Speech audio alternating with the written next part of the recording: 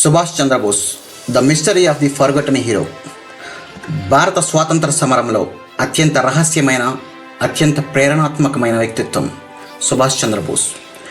ఆయన పేరు వినగానే మనసులో గర్వం, ప్రశ్న మరియు మర్మం కలగలిపిన భావం వస్తుంది.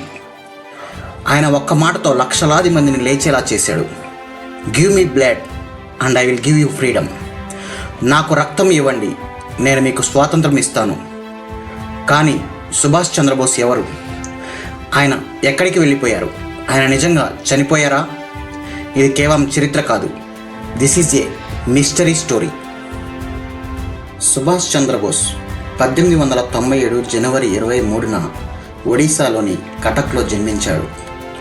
తండ్రి జానకీనాథ్ బోస్ ఒక ప్రసిద్ధ న్యాయవాది.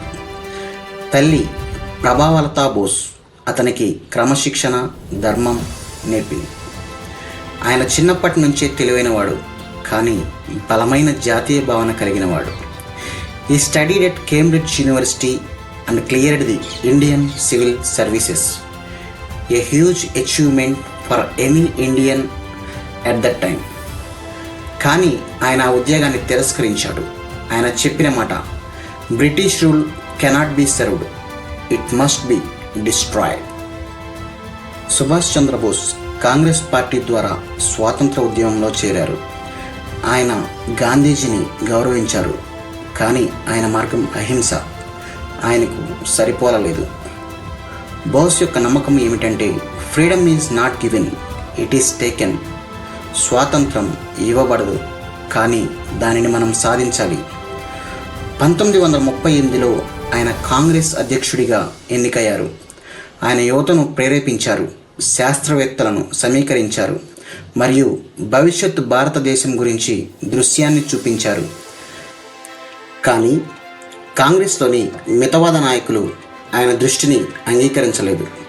ఆయన రాజీనామా చేసి కొత్త దారిని ఎంచుకున్నారు, ఒక విప్లవాత్మక, ధైర్యమైన దారి.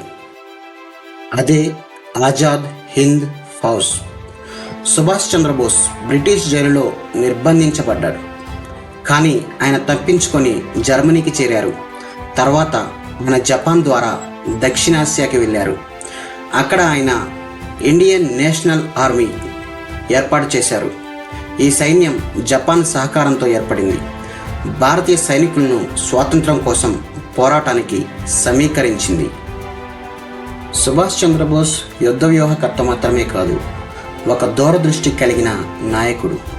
ఆయన మహిళల కోసం రాణి ఝాన్సీ రెజిమెంట్ అనే ప్రత్యేక సైన్యాన్ని ఏర్పరిచారు.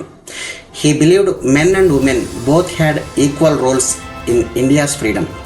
ఆయన విజన్ స్వాతంత్ర, సాంకేతికంగా అభివృద్ధి చెందిన, సైనికంగా బలమైన భారత్. రహస్య మరణం 1945 ఆగస్టు 18. ఈ తేదీ చరిత్రలో మర్మంగా మారింది. ఆ రోజున బోస్ తైవాన్లో జరిగిన విమాన ప్రమాదంలో మరణించారని ప్రకటించారు, కానీ ఆయన శరీరం ఎప్పుడూ కనుగొనబడలేదు. తర్వాత అనేక సిద్ధాంతాలు వచ్చాయి. కొంతమంది సోవియట్ యూనియన్కు పారిపోయారని అన్నారు, మరికొంతమంది భారత్కు తిరిగి వచ్చారని అన్నారు. ఒక ప్రసిద్ధ సిద్ధాంతం ప్రకారం ఆయన ఫైజాబాద్, ఉత్తరప్రదేశ్లో గుమ్నామీ బాబా అనే రూపంలో జీవించారని అంటారు. ఇది ఎప్పటికీ నిర్ధారించబడలేదు. భారత ప్రభుత్వం అనేక కమిషన్లు నియమించింది. Shahnawaz commission, Khosla commission, Mukherjee commission, కానీ ఏది స్పష్టమైన నిర్ధారణ ఇవ్వలేదు. ఇప్పటికీ ఆ ప్రశ్న అదే ఉంది, Subhash Chandrabose dead or alive? మరణం ఒక వ్యక్తిని ముగించవచ్చు, కానీ ఆలోచనను కాదు. బోస్ ఆలోచన, ధైర్యం, స్వాభిమానం, దేశభక్తి ఈ భారత యువతకు శాశ్వత ప్రేరణ. ఆయన చూపించిన మార్గం స్వాతంత్రం కోసం త్యాగం చేయాలి, దేశం కోసం ఏకమై పోరాడాలి. నిజమైన నాయకుడు ఎప్పుడూ వెనకడుగు వేయకూడదు. సుభాష్ చంద్రబోస్ మనకు నేర్పిన పాఠం, ధైర్యం అనేది శబ్దం కాదు, అది నిశ్శబ్దంలో కనిపించే త్యాగం. Freedom doesn't come by waiting, it comes by walking through fire. ఆయన ఆలోచనలు, నినాదాలు మరియు ఆజాద్ హింద్ ఫౌజ్ యొక్క ధైర్యం ఈ రోజుకు భారత యువతను ప్రేరేపిస్తున్నాయి. So whenever you say Jai Hind, remember That voice was first given to India by a man who refused to bow down. That man was Netaji Subhash Chandra Bose, the forgotten hero whose mystery still lives on. Please subscribe if you like this video. Thank you.